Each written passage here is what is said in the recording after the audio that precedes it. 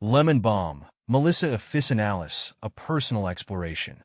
When I first encountered lemon balm, Melissa officinalis, I was struck by its unassuming charm. A perennial herb with softly serrated, heart-shaped leaves and a fragrance that marries citrusy brightness with herbal warmth, it drew me in immediately. This versatile plant has since become a mainstay in my garden and daily life, offering a blend of aesthetic beauty, culinary uses, and therapeutic benefits that are hard to match. FAQs. Why I grow lemon balm. I started growing lemon balm out of curiosity. Its reputation as a cure-all herb intrigued me. With its historical roots in traditional medicine and its association with relaxation, improved mood, and better digestion, I felt it deserved a place in my garden. I was also drawn to its adaptability.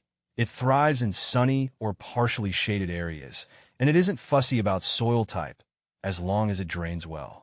I planted it near my kitchen window, where its vibrant green leaves add life to the space. Over time, I've come to appreciate its subtle beauty.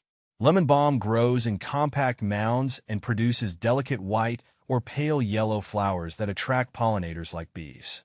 It's low maintenance, needing just occasional watering during dry spells and a trim to keep it from spreading excessively. How to make lemon balm tea. To make lemon balm tea, I usually start by harvesting fresh lemon balm leaves from my garden. I like to pick the leaves in the morning when their essential oils are the strongest. Then, I rinse the leaves gently to remove any dirt or debris. Next, I boil water in a kettle and pour it over a handful of lemon balm leaves in a teapot or mug. I'll let the leaves steep for about 5 to 10 minutes, depending on how strong I want the flavor. Sometimes I like to add a slice of lemon or a bit of honey for extra sweetness. The result is a soothing and refreshing tea that always helps me unwind after a long day. Is lemon balm safe for dogs?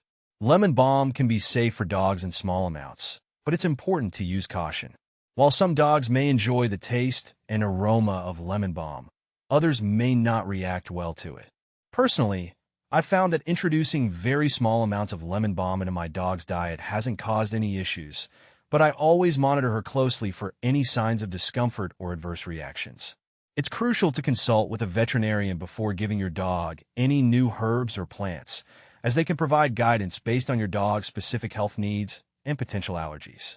Overall, while lemon balm can have calming effects for humans, it's best to err on the side of caution when it comes to giving it to our furry friends. Can you smoke lemon balm? While some people do smoke lemon balm for its potential calming effects, I personally wouldn't recommend it. I've heard of individuals using it as a tobacco substitute or blending it with other herbs for a more aromatic smoking experience.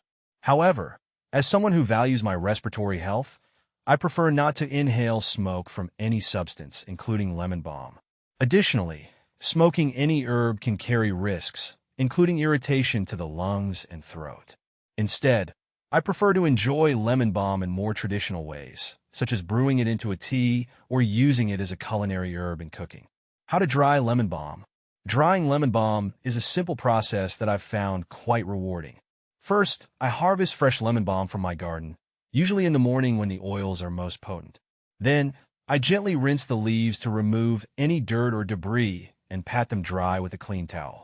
Next, I tie small bunches of lemon balm together with twine or string and hang them upside down in a warm, dry location with good airflow. I found that a well-ventilated room works best for this. It usually takes about 1 to 2 weeks for the lemon balm to dry completely.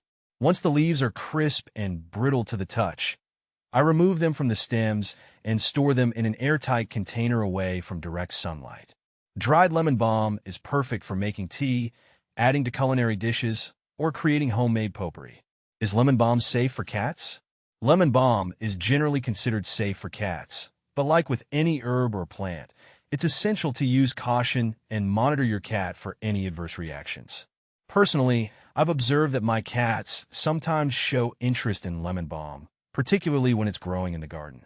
While they may nibble on it occasionally, I ensure they don't consume large quantities. It's important to note that every cat is different, and some may have sensitivities or allergies to certain herbs.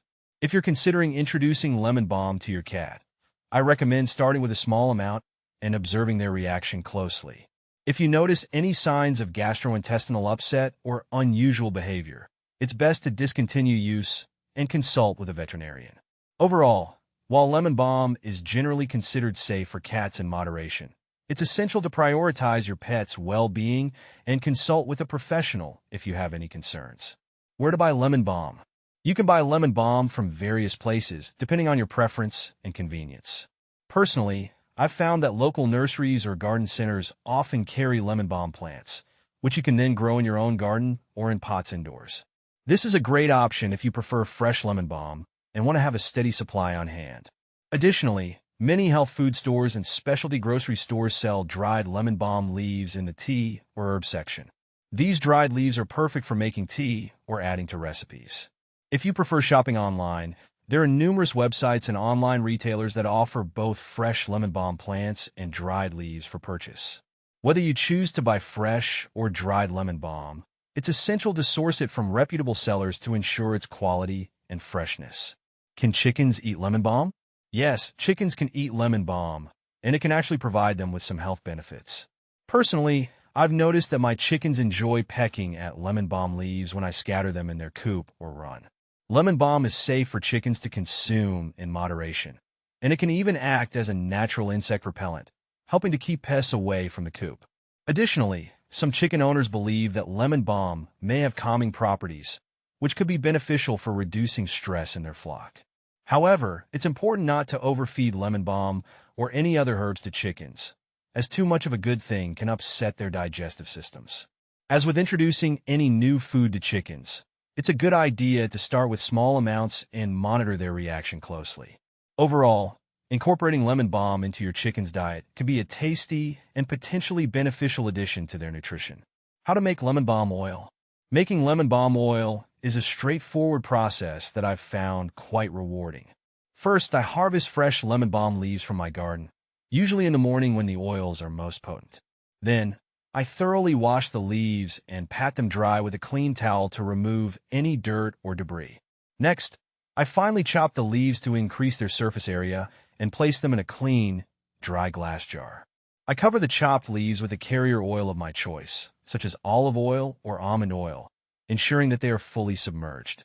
After sealing the jar tightly, I place it in a warm, sunny spot for about 1 to 2 weeks, shaking it gently every day to encourage infusion. Once the oil has taken on the aromatic flavor of the lemon balm, I strain out the leaves using a fine mesh strainer or cheesecloth and transfer the infused oil into a clean, airtight container for storage. This homemade lemon balm oil is perfect for use in aromatherapy, massage, or as a natural skincare ingredient, adding a delightful lemony fragrance and potential calming properties. How to make lemon balm tincture? Making a lemon balm tincture is a simple process that I've found quite rewarding. First, I harvest fresh lemon balm leaves from my garden, usually in the morning when their oils are most potent. Then, I thoroughly wash the leaves and pat them dry to remove any dirt or debris. Next, I finely chop the leaves and place them in a clean, dry glass jar. I cover the chopped leaves with a high-proof alcohol like vodka or brandy, ensuring that they are fully submerged. After sealing the jar tightly, I store it in a cool, dark place for about 4 to 6 weeks, shaking it gently every day to encourage extraction. Once the tincture has taken on the aromatic flavor and color of the lemon balm, I strain out the leaves using a fine mesh strainer or cheesecloth and transfer the liquid into a clean, dark glass dropper bottle for storage.